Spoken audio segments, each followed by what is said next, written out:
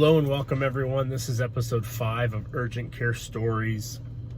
This episode is going to be about a patient who came in for a COVID test and what we ended up finding in this person. So this case starts out December or January timeframe of 2020 into 2021. So if you guys remember, this takes us back, but COVID initially started kind of March, April of 2020.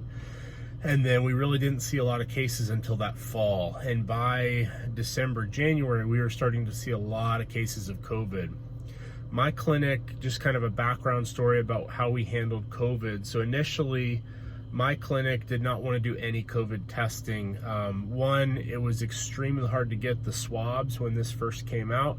You had to send things out to LabCorp or Quest, and then it would take 14 days to get the results back. So the patient was either totally recovered or hospitalized for a severe case by the time we got the results back. And so initially the owner of the company just decided it's too much effort, it's not worth it, let's not do this. Well, our patient volumes ended up tanking, so we were really slow for several months.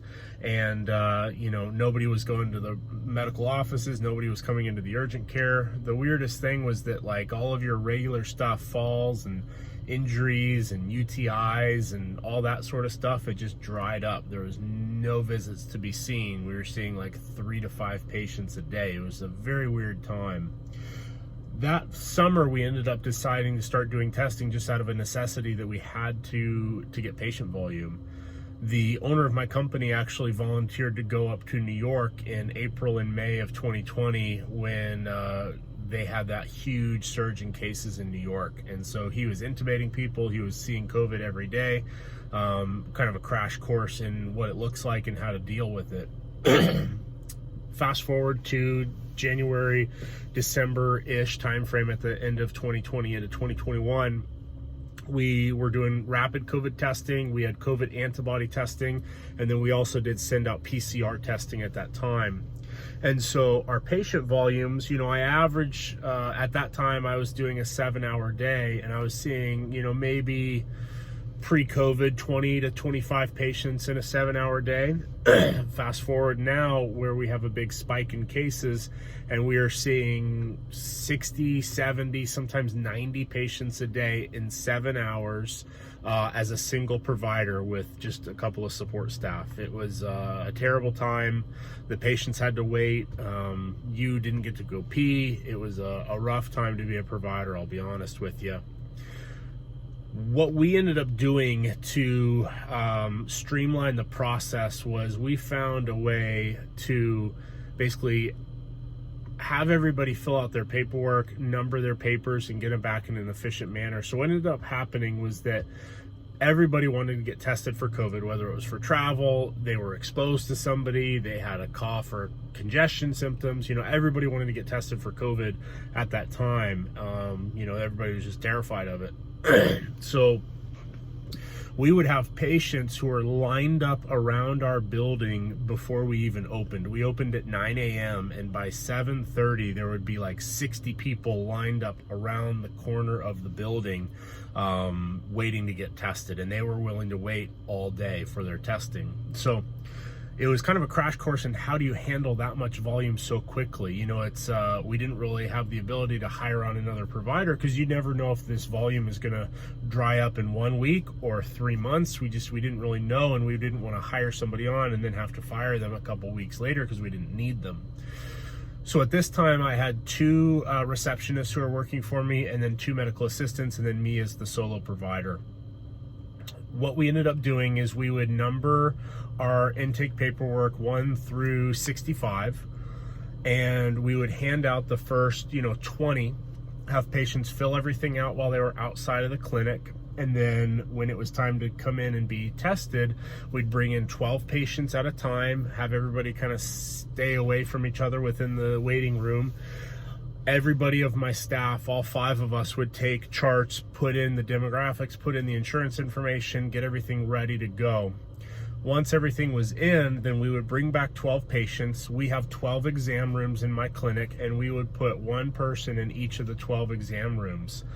Then I would go through, I'd get the history on everybody. My medical assistant would swab and then get vitals. And so you had to move through people pretty quickly at that time. And what's hard is when somebody comes in, you have to try to recognize really quickly who's critical and who's not when you're seeing that many patients. You have to triage them. And so, the first thing is just looking at my patients and saying, how do they look? Are they, do they feel really warm? Are they sweaty? Are they pale? Sometimes you'll get like this glassy look over the eyes that you see in COVID patients, or they just kind of have that like look in their eyes. It's hard to describe, but if you've seen a lot of COVID patients, you know what I'm talking about. Sometimes you'd see that. So basically my approach was, while the tests were cooking and while my MA was getting vitals, I would go in and I would just get the quick spiel. So, hey, give me a 2-second history. Are you getting tested for an exposure? Are you symptomatic, or are you traveling? If they're traveling or exposed, I'm not too worried about it. I just confirm that they have no symptoms. If it was an exposure, I was just trying to figure out how long ago was the exposure? Was it somebody in the household? How realistic of an exposure are we talking?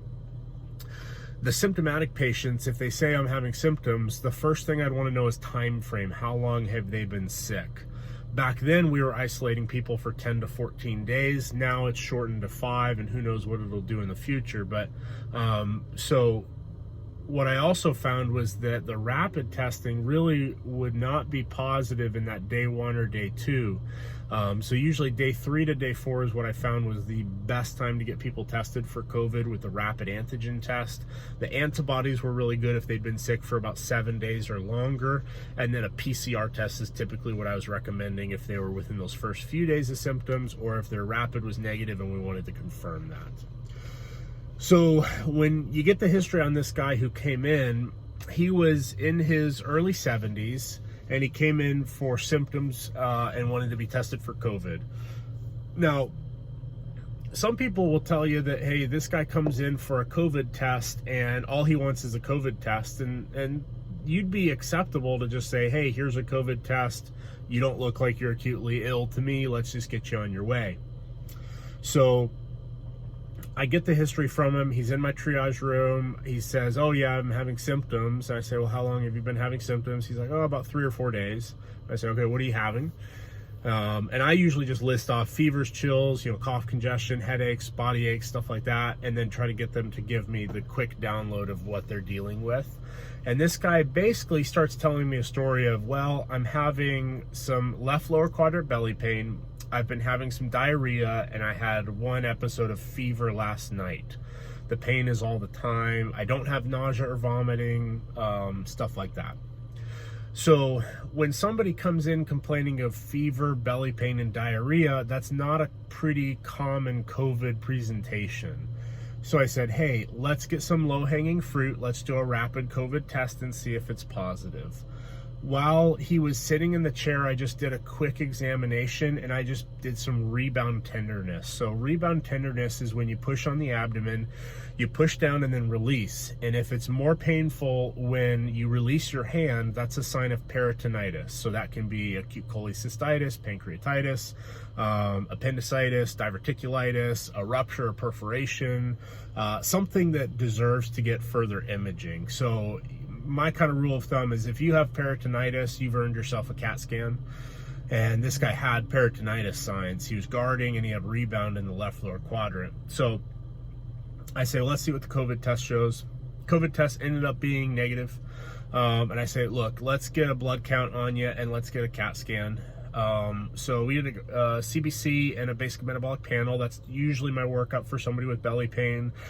In women, I usually add in a urinalysis because a lot of times it can be a bladder infection. Men can have UTIs as well, but typically they're not going to have the silent UTIs that women will. So you wouldn't be wrong to order a urinalysis in this guy as well, but just to try to keep things moving quickly because I have a lot of other people to see, I said that's a thorough enough workup for this guy right now. We don't need to do a urine. He's not having any dysuria, no pain or blood in the urine, frequency, nothing that would suggest a bladder infection. So we do that workup. His CBC was positive for a leukocytosis. I think he was around 14,000, so it was enough elevated that it should be evaluated further. He had a left shift. So a left shift is what we call when the white blood cell count is predominantly neutrophils. And if you have a CBC with a differential, it'll break down monocytes, lymphocytes, leukocytes, stuff like that. Leukocytes are the white blood cells that typically fight off bacterial infections. So a lot of times when you have something intra-abdominal, you'll see a left shift, like a kidney infection, pyelonephritis, appendicitis, diverticulitis, you'll see that left shift. Now, we saw left shift. He had, I think, 95% polymorphonuclear cells, PMNs, which are the leukocytes. Those are the white blood cells that fight bacterial infections. His basic metabolic panel looked great. There's no problems there. So I said, look, man, your COVID is negative. I think you have acute diverticulitis. I would recommend that we get a CAT scan to take a look at this and make sure it's not ruptured, perforated, nothing that needs surgery right now. So he says, okay, that's fine, let's do it. So we order a scan.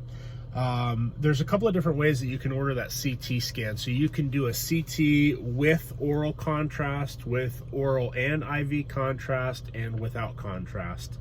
A good radiologist will be able to detect diverticulitis with or without contrast, so it's completely up to you what you want to get. Typically, if they don't have the kidney function, like if their creatinine's higher than 2.0 or if their GFR is less than 60, they typically are not going to allow you, the radiologist is not going to allow you to push contrast, or if they have allergies to iodine, shellfish, or shrimp, okay?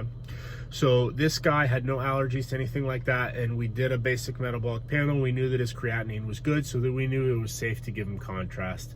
In this case, I didn't want to push IV access, didn't want to slow down my medical assistant, and I didn't feel it was necessary for this. So we just did an oral contrast load by itself. So we send the patient next door, get approval to get the CT scan, and CT sure enough does show acute diverticulitis of the left lower quadrant sigmoid colon. No perforations, no abscesses. There are two conditions that you might have heard of, or if you're in the medical field, you are aware of: diverticulosis and diverticulitis. Diverticulosis is the condition where the colon wall, as it goes through the left lower quadrant, typically, it develops these outpouchings in it. So the presence of those outpouchings is called diverticulosis. When they become acutely infected, that is what we call diverticulitis. Itis meaning inflammation of those diverticuli. So this guy had inflammation of, fat stranding or, bowel wall thickening of that area. That's typically what the radiologist will comment on, showing consistent with acute appendicitis. Acute diverticulitis. So what do we end up doing? Well, they've recently changed the recommendations for acute diverticulitis. They used to recommend antibiotics. You could either do Augmentin by itself, or if the patient had a penicillin allergy, you could do ciprofloxacin with metronidazole, and then that would treat the infection for them. They've recently changed it where now they don't recommend any antibiotics at all. They did some newer studies that showed that diverticulitis actually did not need antibiotics, and it really was something that would resolve on its own. Now, that's brand new knowledge. I personally don't know how comfortable I feel sending somebody home with diverticulitis that could rupture or could develop an abscess, which is surgical, with a white count, fevers, all those sorts of things going on. I don't know how comfortable I feel with that. I think you can make your own judgment about that. But what I typically do, or at least what I've been doing right now, is I put them on the appropriate antibiotic choice based on their allergies. And then I tell them we're going to start with bowel rest first. So nothing to eat by mouth for the first 24 hours, just liquids only, water really. And the goal of that is to try to calm down the inflammation within the colon, just get things to kind of rest. If they do okay with that, then we progress them to liquids only, and then we advance the diet slowly, soft foods and then solid foods as the pain improves. As long as the symptoms are improving, they're not having severe belly pain, they're not having fevers or anything like that that's starting to resolve, there's no need to get a repeat CT scan.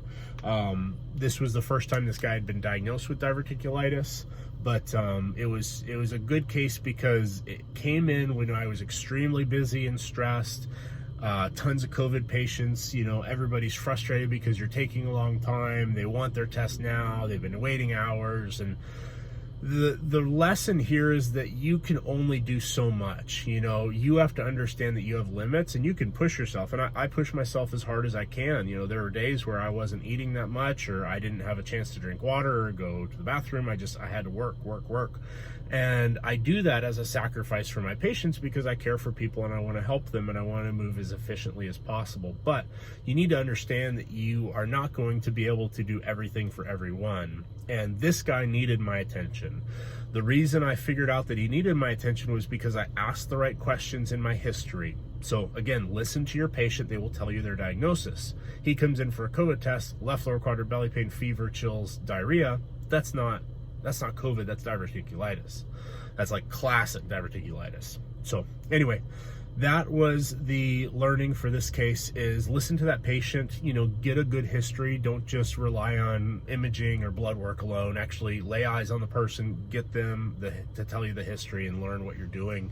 And then the second thing is the patient deserves the workup. I think there's a lot of providers out there who would probably be okay with saying, oh, hey, your COVID test is negative. Why don't you come back if things worsen? But, all it took was a quick push on the belly, more pain with rebound or tenderness like that. And I had the information that I needed to know to realize this is something more severe and I need to work this up further. I hope you guys enjoyed this episode, and I will catch you on the next one. Bye-bye.